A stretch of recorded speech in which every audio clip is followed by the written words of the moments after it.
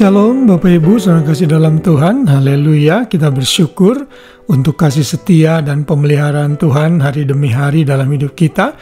Kita sudah memasuki minggu yang baru lagi dalam minggu pekerjaan kita, hari Senin 16 Juni 2025. Biar kita selalu bersyukur untuk kasih setia dan pemeliharaan Tuhan yang tidak pernah menjauh dalam hidup kita.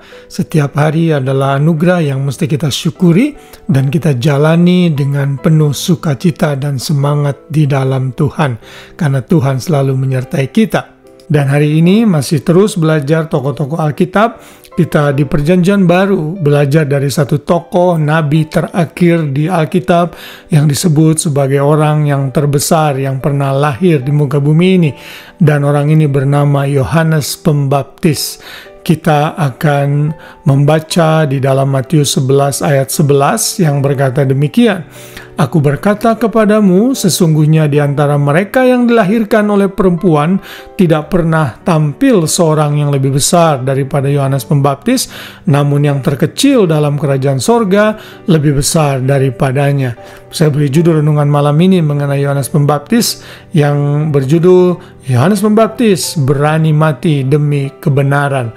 Nanti kita akan melihat kebenaran apa yang disampaikan oleh Yohanes Pembaptis, mengapa ia akhirnya mati dipenggal. Saudara yang kasih dalam Tuhan, Yohanes Pembaptis adalah nabi yang muncul setelah Tuhan tidak berbicara selama 400 tahun setelah kitab Maliaki selesai di Perjanjian Lama.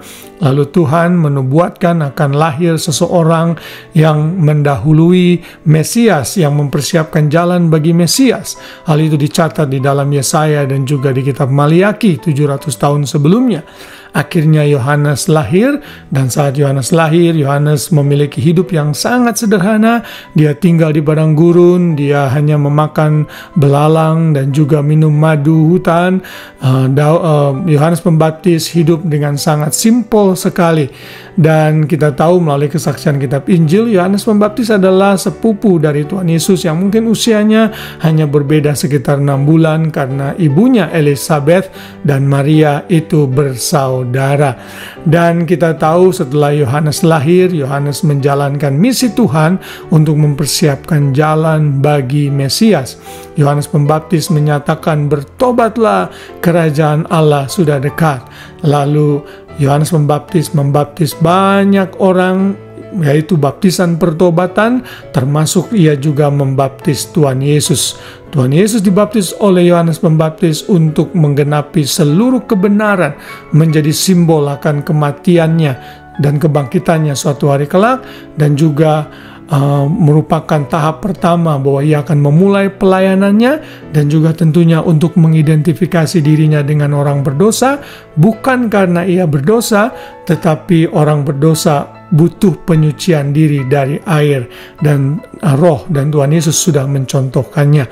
Dan Yohanes Pembaptis melakukan tugasnya dengan baik, lalu dia menyatakan kebenaran, bahkan menyatakan kemunafikan orang-orang Farisi dan guru-guru agama saat itu, dan menyebut mereka keturunan ular beludak. Dan saat Yohanes hidup, Yohanes Pembaptis ini disebut orang yang terbesar yang pernah lahir.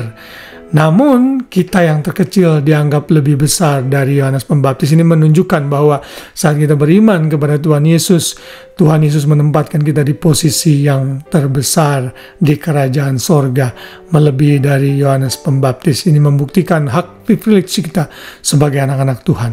Nah, Yohanes mati dengan cara dipenggal karena dia mengkritik cara hidup Herodes dalam pernikahan dan perjinahannya, yang menikah dengan Herodias yang merupakan istri dari adiknya Philip. Ini adalah incest dan Tuhan tidak berkenan. Namun Herodias tidak suka. Lalu pada waktu itu Herodes mengadakan pesta dan dia berjanji kalau ia disenangkan, orang boleh minta apa saja. Lalu anak dari Herodias, menurut sejarah Salome, berdansa-dansa dan Herodes disenangkan. Lalu Herodes bilang, apa yang kau minta? Lalu Salome memohon nasihat dari ibunya, dan ibunya meminta kepala Yohanes untuk diletakkan di dalam nampan. Akhirnya Yohanes dipenggal dan mati. Yohanes mati karena membela kebenaran, kesaksian iman yang ia nyatakan kepada Herodes. Karena itulah Yohanes Pembaptis dibunuh. Yohanes Pembaptis sudah selesai menjalankan tugasnya, namun kita belajar dari Yohanes 2 hal paling tidak. Yang pertama, ia berani mati untuk kebenaran. Dia membela apa yang Tuhan katakan dan tidak takut akan kematian. Dia mengkritik cara hidup yang salah dari raja yang ada pada saat itu, penguasa yang ada saat itu, dan dia harus bayar dengan nyawanya. Kita pun harus belajar seperti itu, yang tetap setia kepada kebenaran apapun juga resikonya. Yang kedua, Yohanes Pembaptis adalah orang yang rendah hati, yang tidak menganggap dirinya sebagai Mesias. Ia hanya seorang pendahulu, hanya seorang utusan yang mempersiapkan jalan bagi Mesias.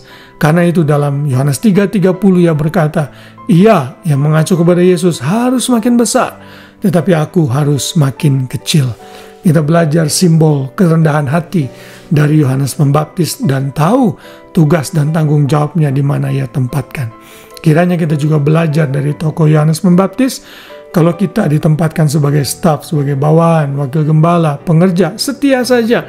Kalau Tuhan mau mengendaki kita naik satu tingkat, ia pasti melakukannya dengan caranya. Tidak perlu melakukan politik, cara-cara yang tidak baik, mengumpulkan orang-orang mencari dukungan. Tidak perlu, biar Tuhan yang mengangkat kita kalau ia menghendaki. Mari belajar hidup rendah hati seperti Yohanes Pembaptis, taat kepada otoritas dan tahu tugas dan tanggung jawabnya.